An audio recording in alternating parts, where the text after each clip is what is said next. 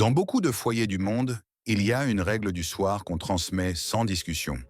Quand la nuit tombe, tu couvres la nourriture et les boissons. Tu fermes les portes, tu éteins ce qui reste allumé.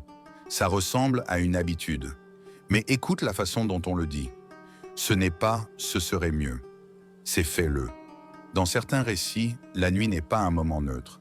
C'est un moment où des choses circulent, où l'attention se déplace, où la maison doit être fermée.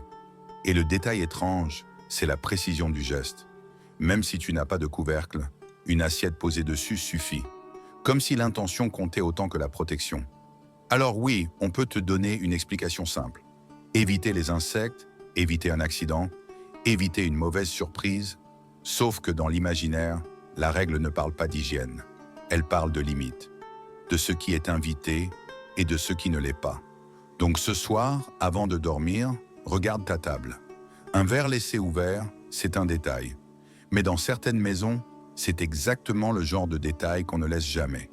Et si cette règle existe partout, ce n'est peut-être pas parce qu'elle est logique. C'est peut-être parce que quelqu'un, un jour, a regretté de ne pas l'avoir suivie.